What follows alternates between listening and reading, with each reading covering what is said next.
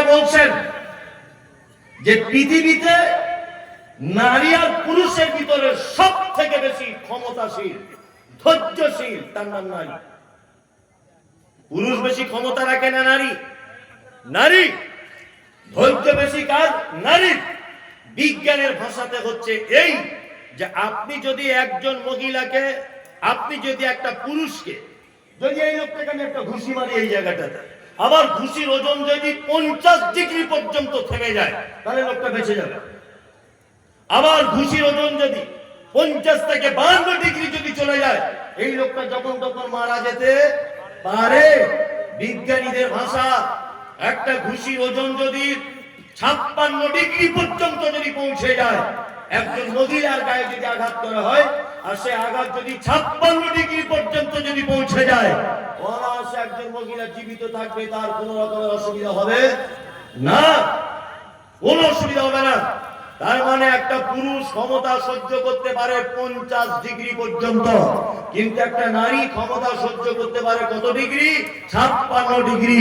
চিকিৎসা বিজ্ঞানীদের মন্তব্য হচ্ছে এই যে একটা মহিলার নরমালে বাচ্চা জন্ম দিতে গিয়ে যে কষ্ট হয়, এই কষ্ট যদি কোনো পুরুষ মানুষের হতো তাহলে শতকরায় 83% পুরুষ মানুষ মৃত্যুবরণ করত।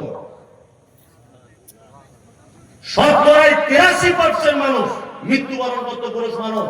কিন্তু মহিলা বলেই নরমালে বাচ্চা জন্ম দেওয়ার পরে বেঁচে থাকা সম্ভব। আল্লাহ তাকে ওইভাবেই বানিয়েছে। এইবার কোরআনের ভাষা দেখুন কিয়ামতের মাঠ কেমন। আল্লাহু আকবার। আল্লাহ তাআলা বলছেন ইয়াউমা তারাউনাহা তাযহালু কুল্লু মুরজিআতিন আম্মা আরজাআত ওয়া তাদাউ কুল্লু যাতি হামলিন হামলাহা ওয়া তারান নাসা সুকারা ওয়া মা কুম বিসুকারা ওয়ালাকিন্না আযাবাল্লাহি শাদীদ। কিয়ামতের মাঠে একজন মা, গর্ভবতী মা, তার পেটে বাচ্চা থাকবে, বাচ্চা নিচের দিক দিয়ে পড়ে যাবে, মা বুঝতে পারবে না যে বাচ্চা কি হলো। পৃথিবীর সব থেকে বেশি ভালোবাসে মা তার সন্তানকে। কিয়ামতের মাঠে একজন সন্তান তার মায়ের আঁচল ধরে বলবে, মা একটু দুধ পান করাও, পিপাসায় কলিজা ফেটে যে একটু দুধ দাও। মা সেদিন তার বাচ্চাকে দুধ পান করাতে ভুলে যাবে। মানুষগুলিকে দেখতে পাওয়া যাবে, মানুষ মদ পান করার পরে যেমন তার কোনো হিতাহিত জ্ঞান থাকে না, সে বউকে খালা বলে ডাকছে, বাপকে চাচা বলে ডাকে, কোনো হিতাহিত জ্ঞান থাকে না, কোথায় কি করে। কোথাও বাস স্ট্যান্ডে দাঁড়িয়ে গিয়ে বলছে রোড আমার বাপের, কোথাও অন্যজনের সাইকেল চালিয়ে বলছে এটা তো আমারই সাইকেল, তার কোনো হিতাহিত জ্ঞান থাকে না। আল্লাহ সুবহানাহু ওয়া তাআলা বলছেন মানুষকে সেই দিন কিয়ামতের মাঠে দেখা যাবে তার কোনো হিতাহিত জ্ঞানই নেই। ওমা হুম বিসুকারা, আল্লাহ বলছে অথচ তারা কেউ মদ পান করেনি। ওয়ালাকিন্না আযাবাল্লাহি শাদীদ, আমার কঠিন আযাবের ভয়ে কিয়ামতের মাঠে মানুষ মাতালের ন্যায় অভিনয় করবে, মাতালের ন্যায় হয়ে যাবে, মাতালের ন্যায় মানুষ দিশেহারা হয়ে যাবে, হিতাহিত কোনো জ্ঞান থাকবে না। এর নাম কিয়ামতের মাঠ। প্রতিটা নবী, মুহাম্মদ সাল্লাল্লাহু আলাইহি ওয়াসাল্লাম বাদ দিয়ে, নবী মুসা ইয়া নাফসি, নবী ঈসা ইয়া নাফসি, নবী ইয়াহইয়া ইয়া নাফসি, নবী ইব্রাহিম ইয়া নাফসি, নবী যাকারিয়া ইয়া নাফসি, নবী নূহ ইয়া নাফসি, সমস্ত নবীগণ কিয়ামতের মাঠে ইয়া নাফসি ইয়া নাফসি। একজন নবী বাদ দিয়ে, তিনি কে? মুহাম্মদ সাল্লাল্লাহু আলাইহি ওয়াসাল্লাম। ইয়া উম্মতি ইয়া উম্মতি ইয়া উম্মতি। আল্লাহ আমার উম্মতের কি হবে? আল্লাহ আমার উম্মতের কি হবে? আমার উম্মতের কি হবে? বিচার এই দিবসের মালিক কে? কে? আল্লাহ। আল্লাহ মালিকই। এই ইয়াউমুদ দিনের অনেক ব্যাখ্যা করা হয়েছে বিভিন্ন তাফসীরে, ওগুলো বলতে গেলে সময় পাওয়া যাবে না। তারপরে ইয়্যাকা না'বুদু ওয়া ইয়্যাকা নাস্তাঈন, আল্লাহ আমরা তোমারই ইবাদত করি, তোমারই কাছে সাহায্য চাই। আমরা আল্লাহরই ইবাদত করি তো করি, আল্লাহরই কাছে সাহায্য চাই তো চাই, কখনোই নয়। আপনি যদি আল্লাহর কাছেই সাহায্য চাইবেন, তা কাপড়ের দোকানের পাশে দেখি তাবিজ ল্যামিনেশন করে টাঙানো আছে।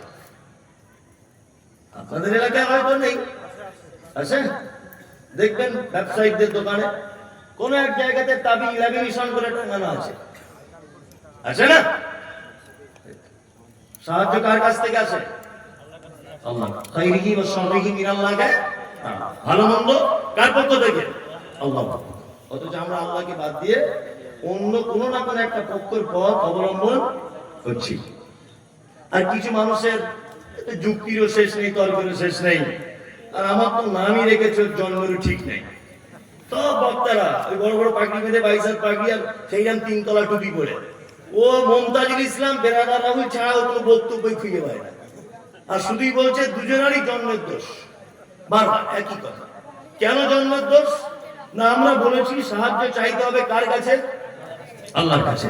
কোন মাধ্যম ছাড়া চাইতে হবে, তাই না? কিন্তু ও বলছে না, বিনা মাধ্যমে আল্লাহর কাছে পৌঁছানো যাবে না। যুক্তি তর্ক দিয়ে বলছে গাছে কি এমনি ওঠা যায়, ডাল ধরে উঠতে হয়, বলছে না? আমরাও বলছি যে আমি যদি এখন নারকেল গাছে উঠি, তো যে গাছে ডাল আছে ও গাছের ধারে বসেই যাবো না। হ্যাঁ, নারকেল গাছে উঠবো প্রয়োজনে, সুপারি গাছে উঠবো, তাল গাছে উঠবো প্রয়োজনে, তবু তোদের গাছের ছায়া দিয়ে যাবো।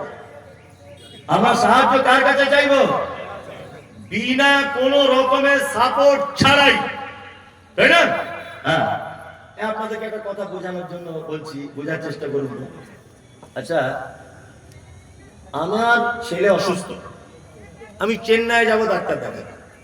আমি জীবনে চেন্নাই চিনি না, ভেলোরে যাচ্ছে আমার ছেলেকে নিয়ে, আমি জীবনে ভেলোর বুঝি না, আর হিন্দি কথা বুঝি না। এই লোকটা খুব ভালো জানে, হিন্দি বোঝে, ওখানে 4-5 বার গেছে। আচ্ছা, আমি যদি না জানি তাহলে তো আমি একটা লোক সাথে করে নিয়ে যাব, ঠিক কি না? ঠিক। তাহলে জানা না থাকলে তখন দালালের মাধ্যমে তার কাছে যেতে হয়, ঠিক কি না? ঠিক। এবার আপনাকে বলছি, আপনার বাড়ি ভাবতা, আপনার নাম আব্দুল্লাহ। আচ্ছা বলুন তো, এটা আল্লাহর জানা আছে না নেই যে আপনার বাড়ি ভাবতায়, আপনার নাম আব্দুল্লাহ, আর আপনার টাকার খুব দরকার, আপনি খুব বিপদে আছেন, আপনার স্ত্রী অপারেশন হবে, এটা আল্লাহর জানার বাইরে না জানার ভিতরে? কোনটা? জানার ভিতরে। তা আমার সঙ্গে আমার রবের পরিচয় আছে না নেই? আছে। আল্লাহ জানার ভিতরে যদি থাকে, তাহলে আমি দালালের মাধ্যমে তার কাছে যাবো কেন? হ্যাঁ, আমি দালালের মাধ্যমে যাবো কেন? আমি ডাইরেক্ট যাবো। আমি একটা এমপির কাছে যাব কোন একটা কারণে, এমপির কাছে, তার সঙ্গে আমার কোনো পরিচিত নেই। সভাপতি সাহেবের সঙ্গে খুব ভালো পরিচিত, তা ওনার সঙ্গে আমার পরিচিত নেই বলে আমি সভাপতি সাহেবকে বলছি, আপনি যদি একটু বলে দেন তাহলে কাজ হয়ে যাবে। তাহলে পরিচিত না থাকলে দালাল ধরে পৌঁছাতে হয়, তাই তো? তাহলে আমার রবের সাথে আমি আব্দুল্লাহ, আমার পরিচয় আছে না নেই? আছে। আমার পরিচয় যখন আগে থেকে আছে, তাহলে আমি দালাল ছাড়া কি করব? রবের কাছে চাইব। এইবার আপনাকে একটা আশ্চর্য কথা বলে দিই। আবু জাহেলকে জিজ্ঞাসা করা হচ্ছে, আবু জাহেল, এই রাত এবং দিনের বিবর্তনের মালিক কে? বলছে আল্লাহ। রাত দিনের পরিবর্তনের মালিক কে? আল্লাহ। বৃষ্টি অনাবৃষ্টির মালিক কে? আল্লাহ। বলছে কে? আবু জাহেল। একজন বেঈমান, মুশরিক, বদমাশ, বদমাশের বদমাশ, সে বলছে রাত দিনের বিবর্তনের মালিক আল্লাহ, রুজির মালিক আল্লাহ, সব ঠিক আছে, মোহাম্মদ মেনে নিলাম, কিন্তু আল্লাহকে ডাইরেক্ট যাওয়া যাবে না তার কাছে। এই 360টা দেব দেবীর মাধ্যমে তার কাছে যাওয়া লাগবে। শুধু এইটুকু জায়গা আমি মানব, আমি ডাইরেক্ট আল্লাহর কাছে যেতে পারবো না। এই 360টা দেব দেবীর মাধ্যমে আমি আল্লাহর কাছে যাব। 360টা দেব দেবীর মাধ্যমে তারা আল্লাহর কাছে চাইতো। কি বললাম বুঝলেন না? তারা ছিল কি? মুশরিক, তাই না? তার মানে আগেকার দিনের মুশরিকরা মাটির ঠাকুর, পাথরের ঠাকুর তৈরি করে তার মাধ্যমে আল্লাহকে ডাকতো, তাই তো? আর বর্তমান মুর্শিদাবাদ, বীরভূম, বর্ধমান, 24 পরগনার মানুষ মরা মানুষ কবরে ঢুকিয়ে দিয়ে তার মাধ্যমে আল্লাহকে ডাকছে। তার মানে ওই মুশরিক আর এই মুশরিকের কোনো ডিফারেন্স নেই। ও উপরে রেখে ডাকছে আর এর ভিতরে ঢুকিয়ে দিয়ে ডাকছে। কি বললাম বুঝলেন না? একই। ও মুশরিক, এও মুশরিক। বলছে জ্যান্ত থেকে জীবিত থেকে যা পাওয়ার ছিল মরার পরে পাওয়ার আরো বেড়েছে।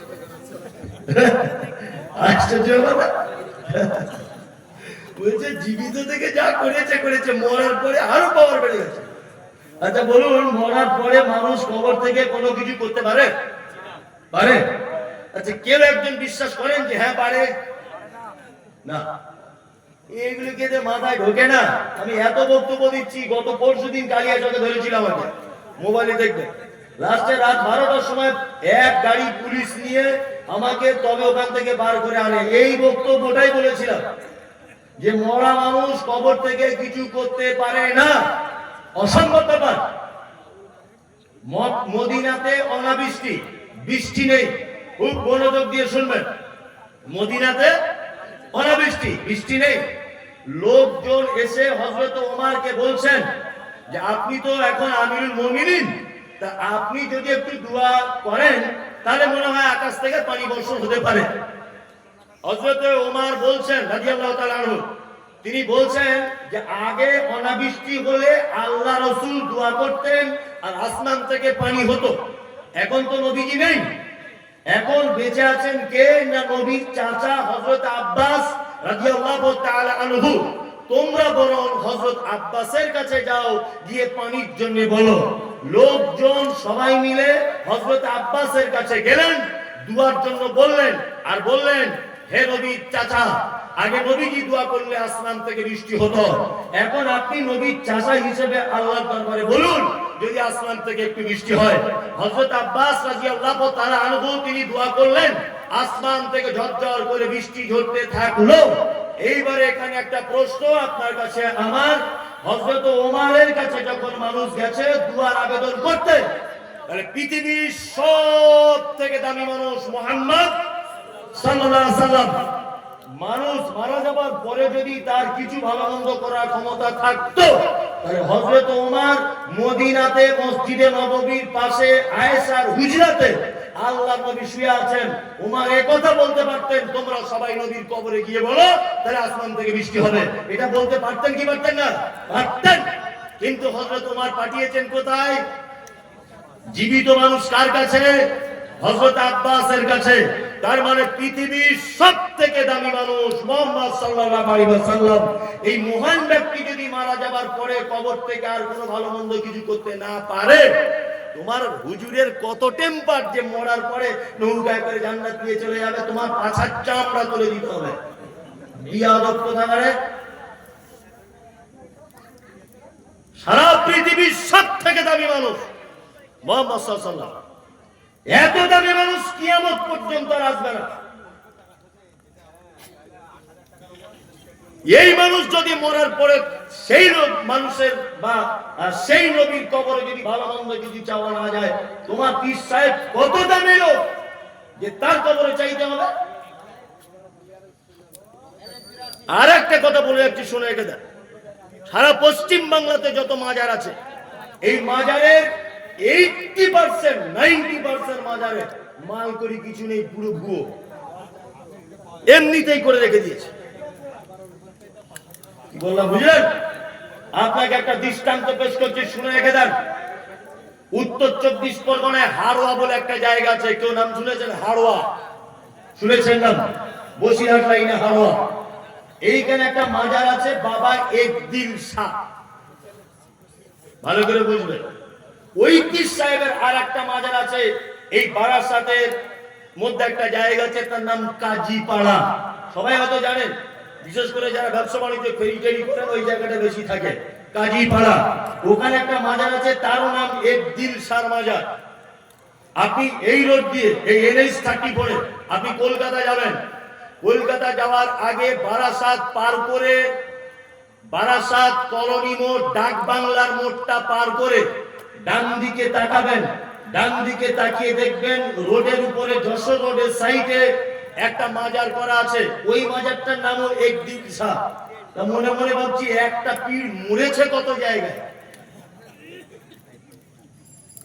একটা পীর মরে কত জায়গায়। বলছে না, ঘটনা এইরকম নয়। বলছে কি? বলছে আমাদের পীর বাবা কলকাতায় গিয়েছিলেন নাখোদা মসজিদে কোনো একটা মিটিংয়ে। আসার সময় তখন বাস লরি কিছু ছিল না, বারাসাতে আসার সময় খুব জোরে পেচ্ছাপ পেয়ে গিয়েছিল, হুজুর এখানে বসে পেচ্ছাপ করেছিলেন, ওই জন্য এখানেও একটা মজা। আর একটু দূরে গিয়ে হুজুর একটু বসে আরাম করেছিলেন, ওখানে একটা মজা। এইভাবে পৌঁছানো পর্যন্ত হুজুর 4 জায়গায় থেমেছেন, 4টে মজা। 2024 সালের মানুষ এসব বিশ্বাস করে? তাহলে কিছু মানুষ করছে। মরার পরে যদি কোনো ক্ষমতা থাকতো, আল্লাহ নবী সাল্লাল্লাহু আলাইহি ওয়াসাল্লাম বেঁচে থাকা অবস্থায় আল্লাহ রাসূলের যত সন্তান সব পৃথিবী থেকে চলে গেছেন, একজন বাদ দিয়ে, তার নাম ফাতেমা রাদিয়াল্লাহু তাআলা আনহা। তিনি মারা গেছেন আল্লাহ রাসূল মারা যাবার 6 মাস পরে। কি বললাম বুঝলেন? এইবার একটা চমৎকার কথা বলি। ফাতেমার ছেলে কটা? দুটো, হাসান আর হুসাইন। শহীদ করা হয়েছিল কুফা শহরে। কাকে? হুসাইনকে, তাই না? আল্লাহ রাসূল রাতিকে খুব বেশি ভালোবাসতেন কি বাসতেন না? বাসতেন। তা যখন কুফা শহরে, বাগদাদের কুফা শহরে হুসাইনকে হত্যা করা হচ্ছে, তার আগে নানা একটু কবর থেকে বলে দিতে পারেননি, ওই হুসাইন ওখানে যাস নি ভাই, ওখানে গিয়ে তোকে হত্যা করে দিবে? এটা নবীজি বলতে পারতেন কি পারতেন না? পারতেন। কিন্তু তিনি বলেছিলেন ইয়েস নো, বলেননি। তার মানে নবীজি যদি নিজের নাতি হাসানকে আগে থেকে যদি সাবধান না করে দেয়, তাহলে তোমার পীর সাহেব কত দামি যে কবর থেকে তোমার উপকার করবে। আল্লাহ নবী সাল্লাল্লাহু আলাইহি ওয়াসাল্লামের সাহাবী নাম তার হযরত ওমর। আল্লাহ রাসূল যে ওমরের ব্যাপারে বলেছেন, আমি মিরাজের রাত্রিতে গিয়ে জান্নাতে একটা সুন্দর বিল্ডিং দেখলাম। আমি জিজ্ঞেস করলাম বিল্ডিংটা কার?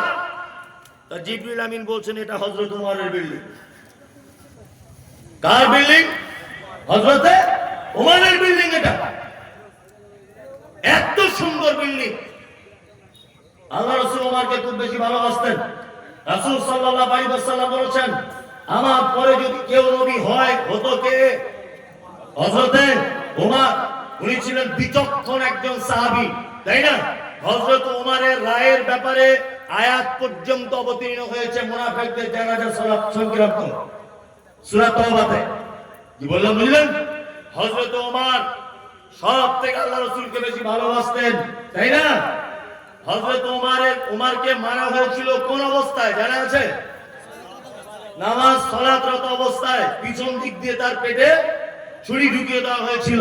তা আল্লাহ রাসূল একবার খবর থেকে বললেন, ওমর তোমাকে আমি খুব ভালোবাসি, আমি তোমার জন্য জান্নাতে একটা ঘর দেখে এসেছি ওমর, তুমি নামাজ পড়তে যেও না, এখনই তোমার পেটে ছুরি ঢুকিয়ে দেবে।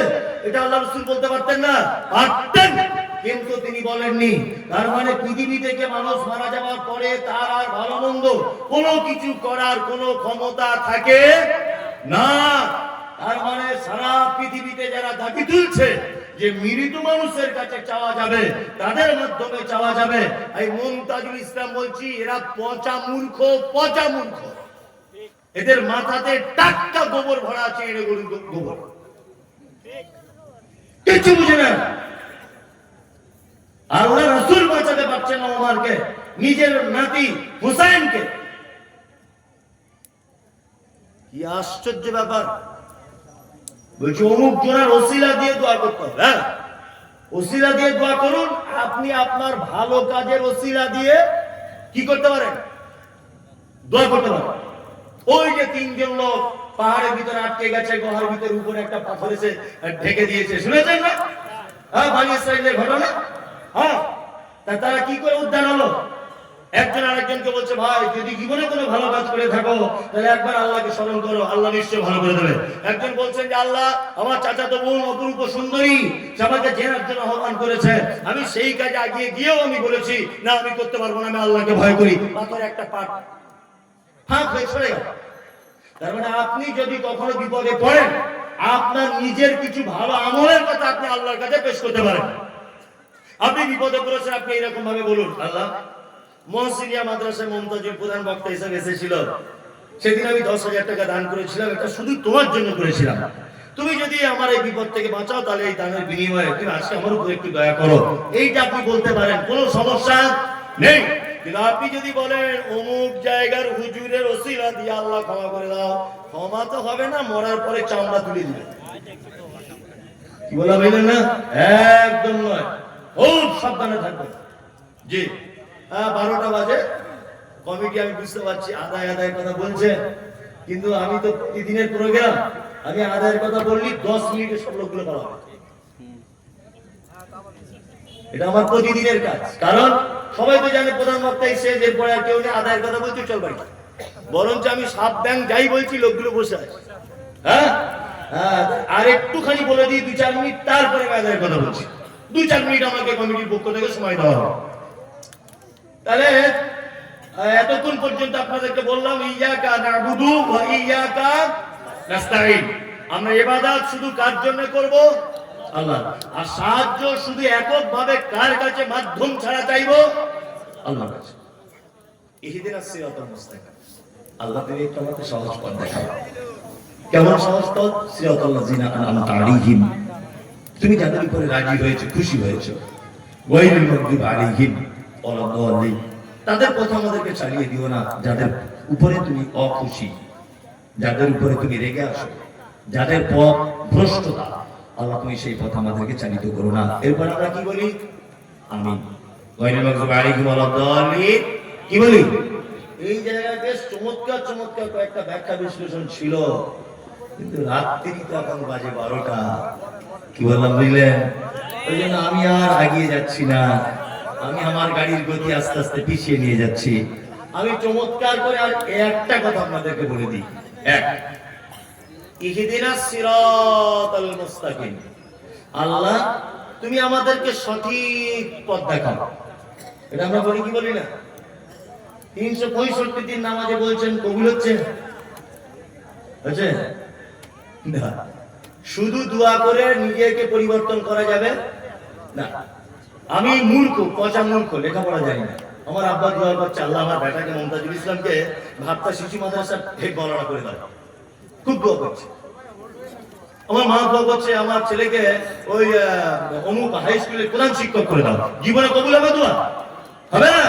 তাহলে এই দোয়ার পাশাপাশি আমাকে শিক্ষা অর্জন করতে হবে, তারপরে কবুল হবে, তাই তো?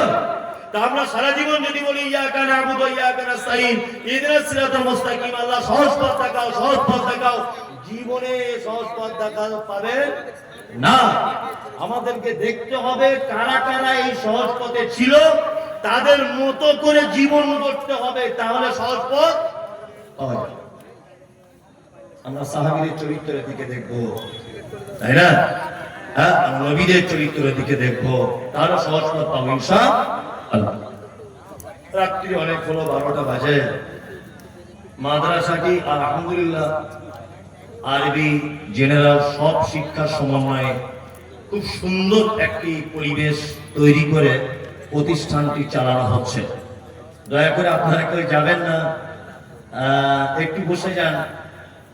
ওই জন্য আমাকে বারবার বলা হয়েছে, এখনো বলা হচ্ছে আদায়ের দিকে কিছু বলুন, আর বলাটা উচিত।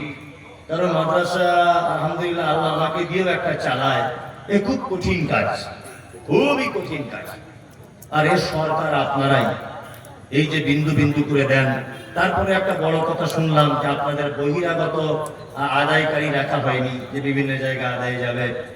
আমার আগে উনি হিসাব পেশ করছিলেন, বলছিলেন, আলহামদুলিল্লাহ খুব চমৎকার, শুনে খুব খুশি হয়েছে।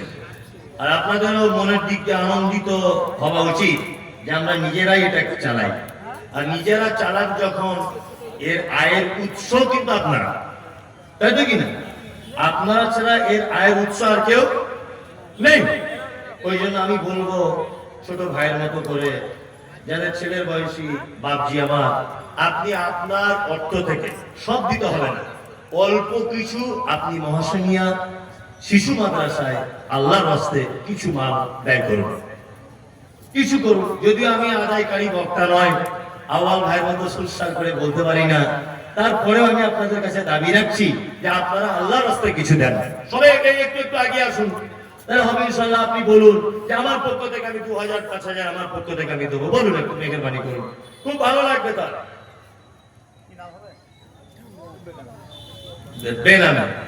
বেনামে একজন ভাই 400 টাকা দিলেন, কেউ চলে যাবেন না।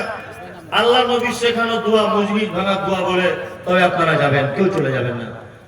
আচ্ছা, একজন বাপজি উনি দিলেন 1200 টাকা। আল্লাহুম্মা সাল্লি আলাইহি ওয়া আল্লাহুম্মা বারিক আলাইহি। এই ভাই যারা আছেন বসে আপনারা একটু আল্লাহর রাস্তায় দেন, দেন একটু, সকলেই দেন। আরে 1000 করে তো 50 জন দিয়ে দিলে 50,000 হয়ে যাবে, তাই না? আপনাকে একা 50,000 দিতে বলছি না, আপনি 1000 দেন, আপনি আল্লাহর রাস্তায় 1000 দেন, তাতেই হয়ে যাবে ইনশাআল্লাহ। ভাই একটু আসুন, আল্লাহর রাস্তায় দেন, আগে আসুন। এই যে আমি বলেছিলাম আদায়ের কথা বললে আর থাকবে না। হ্যাঁ, একটু যদি বসেন দেন, আল্লাহর রাস্তায় দেন। আরে না, আদায়ের মাঝখানে মাঝখানে কিছু কথা বলবো। মানুষ কত বোকার আছে, কত বোকার নেই। একটু পানি দেবেন, আলহামদুলিল্লাহ। দেন ভাই, আপনারা দেন, আল্লাহর রাস্তায় দেন কিছু। মাশাআল্লাহ, জালালউদ্দিন ভাই 5000।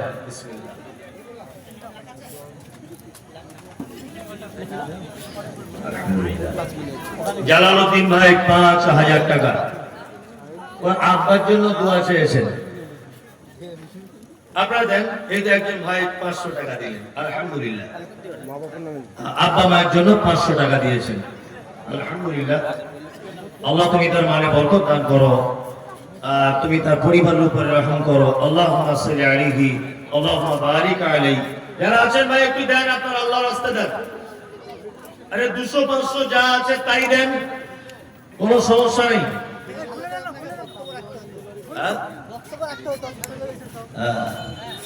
শুধু বক্তব্য রাখলে হবে না, মাদ্রাসা দিকটা একটু দেখতে হবে। দেন, আপনারা কিছু দেবেন তো দেন। জি জি দেন, যার কাছে যা আছে তাই। মায়েরা যারা আছেন আপনারা কিছু দেন, আল্লাহর রাস্তায় আপনারা কিছু দেন। মায়েরা আপনাদেরকে বলছি, আপনারাও কিছু আল্লাহর রাস্তায় দেন, সাদকা করুন। জি জি, সবাই দেন, আসুন একটু আসুন, আল্লাহর রাস্তায় আসুন। তুমি আসমানে থাকো প্রভু, আমি জমিনে। তুমি আসমানে থাকো প্রভু, আমি জমিনে। তবু তোমারি প্রেম জমে হৃদয় গহীনে। আমি তোমারি গোলাম গো, অন্য কারণ। আমি তোমারি গোলাম গো, অন্য কারণ। আলিমুল গায়ব তুমি, মালিক রব্বানা আল্লাহ। এই ভাই যারা দিবেন তো দিয়ে দেন, তাড়াতাড়ি করে দেন, দেরি করিয়েন না। যারা দিচ্ছেন দিয়ে দেন। কি হচ্ছে রেকর্ডিং? দেন, আপনারা দেন। আদেশ করিল আল্লাহ পবিত্র কোরআনে, আর বিবাহ করিতে যত আদম সন্তানের। কোরআনে আদেশে আল্লাহ যদি না করিত, মানুষের বংশ সব ধ্বংস হয়ে যেত।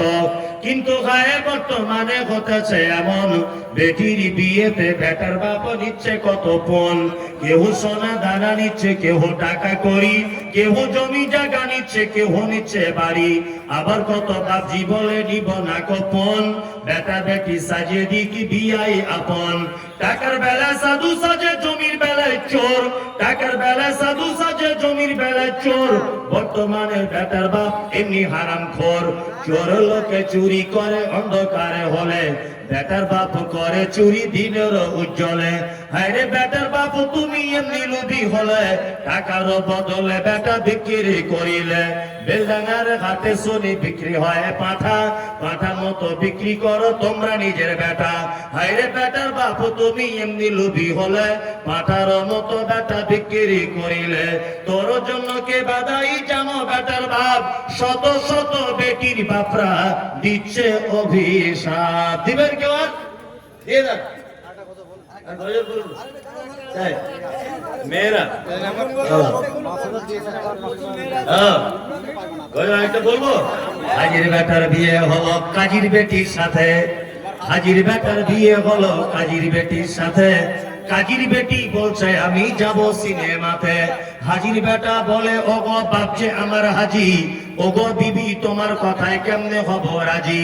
হাজির বেটি দুঃখ মনে কথা নাকি বলে, হাজির বেটা পড়লো ফেরে বোঝাই কোন চলে। সিনেমা দেখা মেয়ে মানুষ ঘরে রাখা দায়, অবশেষে রাজি হতে হলো নিরুপায়। হাজির বেটা বলে শোনো শোনো গো সুন্দরী, আমার ছোট আমার জামা পড়ো তাড়াতাড়ি। দুই বন্ধুর মতো তারা গেল সিনেমাতে, রাস্তা তাদের জানা আছে সন্দেহ নাই তাতে। বিয়ের আগে কত গেছে হিসাব কে বা রাখে। হলের সামনে দাঁড়িয়ে গেল লাগলো আলোর ছটা, অনেক দিনের পুরাতন বন্ধুর সাথে হলো দেখা। বন্ধু বলে ওরে বন্ধু এটা কে তোর হয়? বন্ধু বলে ওটা আমার শালার পরিচয়। রাগ করো না বলছি আমি শোন দিয়া মন, কেমন এতে মোদের ঘরে নারীর আগমন। যতই করো নামাজ রোজা দেখাও পরে যে গাড়ি, যতই করো নামাজ রোজা দেখাও পরে যে গাড়ি। বাজারেতে কিনলে শাড়ি সঙ্গে পাবো নারী, আসল নারী মা হাওয়া এলো দুনিয়াতে। ওই নারী হতে এত নারী হিসাবকে বা রাখে। বর্তমানে দেখি শুধু নারীর আমদানি, নারীর ফটোয় ব্যবসা চালায় হাজারো দোকানি। মৌলবী মাওলানা আর হাজি গাজী ভাই, বর্তমানে নারীর হাতে বাঁচার উপায় নাই। রেডিও টেলিভিশন আর সিনেমা হলে দলে দলে যাচ্ছে পুরুষ নারী আছে বলে। নববর্ষের দিনে দেখো হাজার দোকানদার, নববর্ষের দিনে দেখো হাজার দোকানদার নারী মার্কা ফটো দিয়ে দিচ্ছে ক্যালেন্ডার। বাজারেতে চা বিস্কুট আনবে সবাই কিনে, সেটাই দেখো নারীর ফটো বিস্কুটের ওই টিনে। আলকাতরা টিনে দেখো নারীর ফটো আছে, বেশি দামে আলকাতরা বিক্রি হবে বলে। পানের সঙ্গে জর্দা খাবে 300 পাতির কোটো, সেটাই দেখো বাধা নাই কো আছে নারীর ফটো। নববর্ষের দিনে দেখো হাজার দোকানদার নারী মার্কা ফটো দিয়ে দিচ্ছে ক্যালেন্ডার। নিজের টাকায় সাবান কিনে ময়লা দূর করে, ময়লা দূর যেমন তেমন নারীর ফেরে পরে। ইফকো কিনুন, পটাশ কিনুন, রাসায়নিক সার, তার বস্তার উপর দেখতে পাবে নারীর পিকচার। সাইকেলের ওই সামনের চাকায় মার্কেটের ওই নিচে, সাইকেলের ওই সামনের চাকায় মার্কেটের ওই নিচে, সেটাই দেখো বাধা নাই কো নারীর ফটো আছে। তোর বউকে যাই না দেখা যাই না রাস্তা ঘাটে, ওই বউকে দেখবে সবাই ভোটের তালিকাতে। আর বলবো